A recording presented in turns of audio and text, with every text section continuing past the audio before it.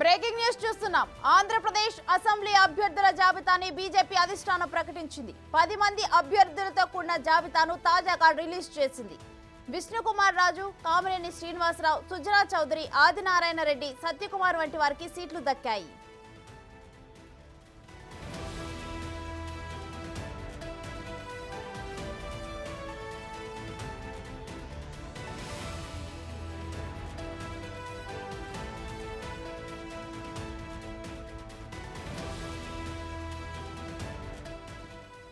Andhra Pradesh assembly అభ్యర్థుల జాబితాను BJP ప్రకటించింది. మొత్తం 10 మంది అభ్యర్థులతో కూడిన జాబితాని తాజాగా రిలీజ్ చేసింది.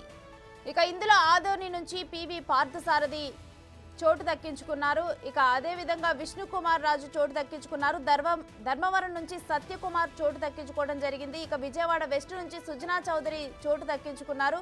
మొత్తం కూడా 10 మంది అభ్యర్థులతో కూడిన లిస్టును అయితే బీజేపీ తాజాగా రిలీజ్ చేసింది. ఇక ఎచ్చెర్ల నుంచి ఈశ్వర్రావు పోటీలో ఉన్నారు.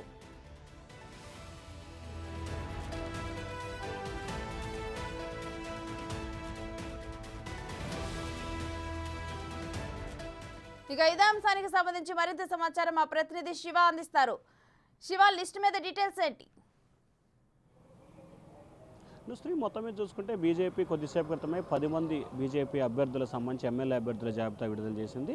దీంట్లో మనం మొదటి నుంచి అనుకుంటున్నట్లుగానే గత 20 రోజుల కాలంగా అనుకుంటున్నట్లనే ఎచ్చెర్లకు సంబంధించి ఈశ్వర్రావు, అలాగే విశాఖపట్నం నార్త్కు సంబంధించి విష్ణుకుమార్ రాజు, కైకలూరుకు సంబంధించి కామినేని శ్రీనివాసరావు, విజయవాడ వెస్ట్కు సంబంధించి సుజనా చౌదరి, అలాగే అనపర్తికి సంబంధించి ఇప్పటికే అనపర్తి నియోజకవర్గానికి సంబంధించి టీడీపీ నల్లమర్లి రామకృష్ణారెడ్డిని ప్రకటించింది. తాజాగా ఇక్కడ ఎం శివరామకృష్ణరాజుని బీజేపీ అభ్యర్థిగా ప్రకటించారు. అలాగే బద్వేలుకు సంబంధించి ఇది మొదటి నుంచి బీజేపీ కోటాలోనే ఉంది. బద్వేలుకు సంబంధించి బొజ్జా రోషన్న, జమ్మలమడుగు మాజీ మంత్రి ఆదినారాయణ రెడ్డి, ఆదోని పార్థసారథి, ధర్మవరం పై సత్యకుమార్. ధర్మవరానికి సంబంధించి కూడా తెలుగుదేశం పార్టీ, అలాగే బీజేపీకి సంబంధించి వర్ధాపురం సూరి మొదటి నుంచి కూడా పోటీ పడుతున్న పరిస్థితి కనిపిస్తూ ఉంది. కానీ తాజాగా వై సత్యకుమార్ని బీజేపీకి సంబంధించి అక్కడ అసెంబ్లీ అభ్యర్థిగా నిలబెట్టారు. వాస్తవానికి చూసుకుంటే హిందూపురం ఎంపీ అభ్యర్థిగా కూడా ఆయన ఆశించారు. కానీ అనూహ్యంగా కూడా ధర్మవరం ఎమ్మెల్యే అభ్యర్థిగా బీజేపీ అయితే ప్రకటించింది. ఇక్కడ ప్రకటించిన 3 నియోజకవర్గాలకు సంబంధించి ప్రధానంగా విజయవాడ వెస్ట్కు సంబంధించి ఇప్పటికే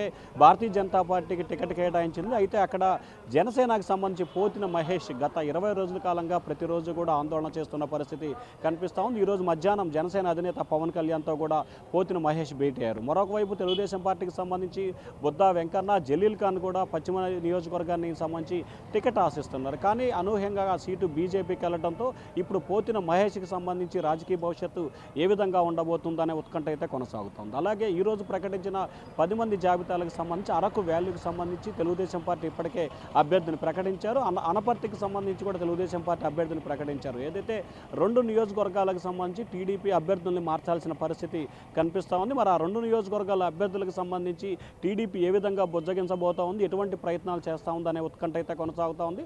అనపర్తికి సంబంధించి గత 4 రోజుల కాలంగా కూడా టీడీపీ సంబంధించిన నేతలంతా కూడా ఆందోళన చేయడం, తాము ప్రచారం చేయం, అలాగే తెలుగుదేశం పార్టీ అభ్యర్థిగా రామకృష్ణారెడ్డిని మళ్ళీ తిరిగి ప్రకటించే వరకు పార్టీకి రాజీనామా చేస్తున్నాం అని చెప్పి ఇటీవల కాలంలో ఇన్ఛార్జికి రాజీనామా కూడా సమర్పించారు. సో ఓవరాల్గా చూసుకుంటే అనపర్తికి సంబంధించి నిన్న మొన్నటి వరకు కూడా సోమవీర్రాజుకి ఇవ్వాలని చెప్పి కూడా బీజేపీ నాయకత్వం ఒక అప్లై అయితే చేసింది. కానీ అనూహ్యంగా అక్కడ శివరామకృష్ణరాజు పేరు తెర మీదకి రావడంతో ఒక్కసారిగా ఆంధ్రప్రదేశ్లో బీజేపీలో కూడా అసమ్మతి జ్వాలలు రగిలిపోయే అవకాశాలు అయితే కనిపిస్తున్నాయి. బీజేపీ ఇచ్చిన 10 మంది జాబితాతో ఇటు టీడీపీ, ఇటు జనసేన, ఇటు బీజేపీ కూటమిలో 3 పార్టీలకు సంబంధించి కూడా ఒకరిపై ఒకరు విమర్శల అస్త్రాలతో పాటు అసంతృప్తి, ఆగ్రహాలు పెళ్లిబిక్కే అవకాశం అయితే కనిపిస్తూ ఉంది. మరి ఈ 3 పార్టీ నేతలు వారిని ఏ విధంగా సముదాయిస్తారు, ఏ విధంగా నచ్చజెప్తారు, ఎటువంటి ప్రయత్నాలు చేయబోతున్నారు అనే దానికి సంబంధించి మరికొద్దిసేపట్లోనే కొంత క్లారిటీ వచ్చే అవకాశం అయితే కనిపిస్తూ ఉంది.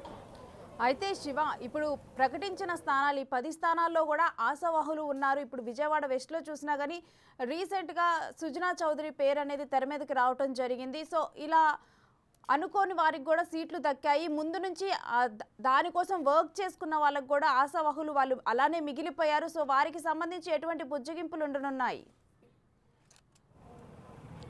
ప్రధానంగా చూసుకుంటే ఇప్పుడు ప్రకటించిన 10 మంది జాబితాలకు సంబంధించి ఎచ్చెర్ల కానీ, కైకలూరు కానీ, ధర్మవరం కానీ, అలాగే జమ్మలమడుగు విషయంలో కానీ ఈ నియోజకవర్గాలకు సంబంధించి మొదటి నుంచి కూడా అది బీజేపీకి ఇచ్చిన నియోజకవర్గాలే కనిపిస్తున్నాయి. ఇప్పుడు అనూహ్యంగా విజయవాడ వెస్ట్కు సంబంధించి మాత్రమే భారతీయ జనతా పార్టీలో కొంత అయోమయం, ఆందోళన నెలకొని ఉంది. దాంతోపాటుగా ధర్మవరం నియోజకవర్గం, అనంతపురానికి సంబంధించిన ధర్మవరంలో కూడా అక్కడ తెలుగుదేశం పార్టీకి సంబంధించి పరిటాల శ్రీరాము, భారతీయ జనతా పార్టీకి సంబంధించి వరదాపురం సూరి అక్కడ టికెట్ ఆశిస్తున్నారు. కానీ బీజేపీలోని ఇద్దరు నేతలు ఆ టికెట్ కోసం ప్రయత్నాలు చేయడంతో ప్రస్తుతం వారిని ఏ విధంగా సముదాయిస్తారు అనే ఉత్కంఠ అయితే కొనసాగుతూ ఉంది.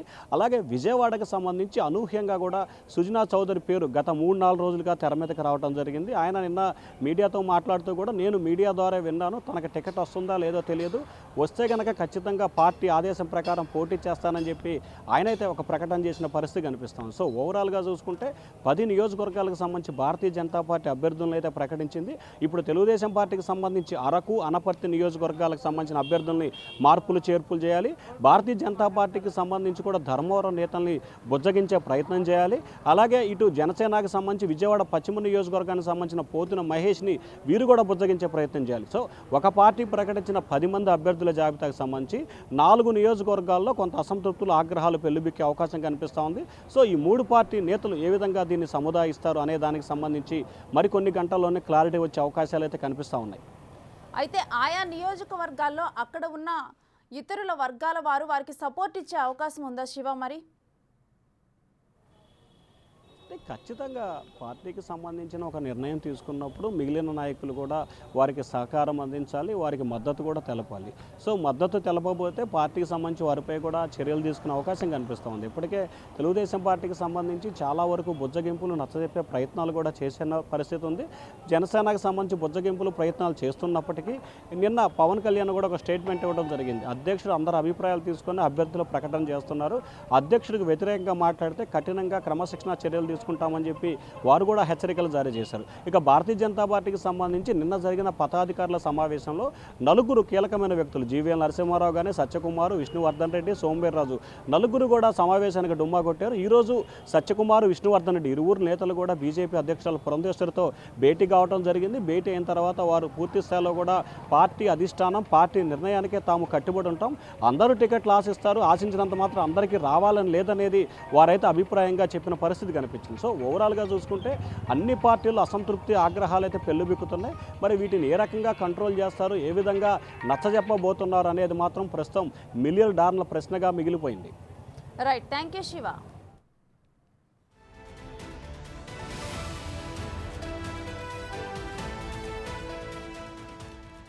ఆంధ్రప్రదేశ్ అసెంబ్లీ అభ్యర్థుల జాబితాని బీజేపీ అధిష్టానం ప్రకటించింది. ఇక 10 మంది అభ్యర్థులతో కూడిన జాబితాని తాజాగా రిలీజ్ చేశారు.